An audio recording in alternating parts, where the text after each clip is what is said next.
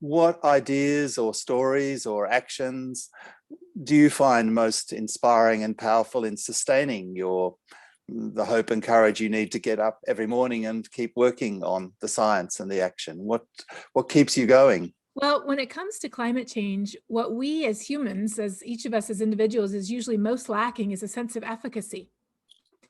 The simple idea that if I do something, anything, will it make a difference? And most of us feel like, no, it won't make a difference. We live in a world with almost 8 billion people, and we feel like climate change is like a giant boulder sitting at the bottom of a very steep hill with only a few hands on the boulder. And we feel like even if I added my hands, it wouldn't make any difference. The boulder can't get up the hill. So what gives us efficacy is understanding that our actions can make a difference, understanding that the boulder is already at the top of the hill and it's already rolling down the hill in the right direction with millions of hands on it. It just isn't going fast enough. And that's a very different mental picture, because if it's going in the right direction, but just not fast enough, then you feel like, oh, if I put my hand on it, I could actually make a little bit of a difference. So what gives me hope often, and I actually make a practice of going out and looking for these stories, is hearing about people who are making a difference. So sometimes they might be people who might be, the CEO or a leader of a major corporation, but often they just might be a single farmer or a single, even a child who's decided to go on social media to talk about the climate crisis, or somebody who I might see at the grocery store who has a plug-in car just like mine. And I'm like, oh, there's somebody else who has the same car where I live. So when we look for the stories of the solutions and of people who are making a difference, that helps us have a sense of efficacy, because we feel like, okay, they're just one person just like us. They're not, the prime minister or the president of a country. They're not some big, rich, important person. They're just a normal person, and they did something and it made a difference. Maybe I could too. So that really is what gives all of us that sense of hope. Yeah, I mean, I was going to ask you about whether there are any particular writers, scientists, activists who particularly inspire you, but I think you've answered that question in a way by talking about that's not famous people necessarily, that's everyday people doing extraordinary things, yeah?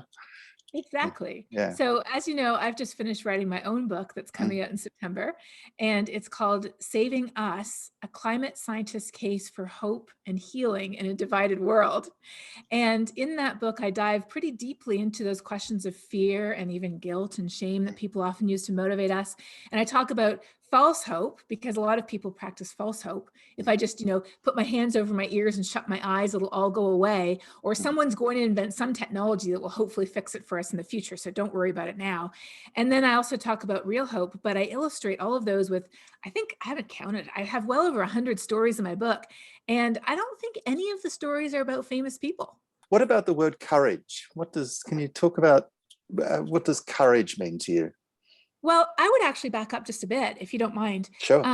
because I think it's worth diving a bit deeper into hope, because sometimes people tend to resist the concept of hope because they think that hope is almost like a Pollyanna type hope. I don't know if you read that book Yep. growing up, but the Yes. whole idea that, yes, Yeah. with a positive attitude, everything is possible. Mm.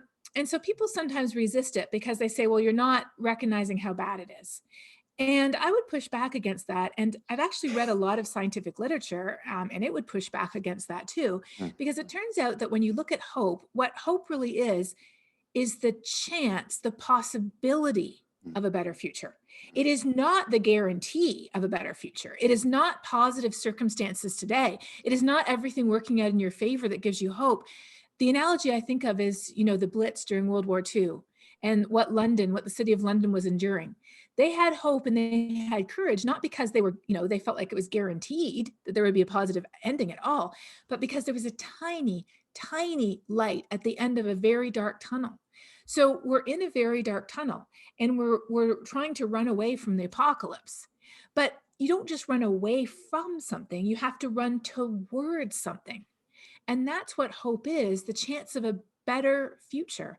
And when I ask people what gives you hope, and I've asked hundreds of people that question because I was kind of curious, often people say, my children, my grandchildren, the next generation, the children who are doing the climate strikes, the children who are suing governments. So I dug a bit deeper and said, well, why children? Why the next generation? And it turned out it's not because people expect them to fix it for us. It's because children are a symbol of the possibility of a brighter future.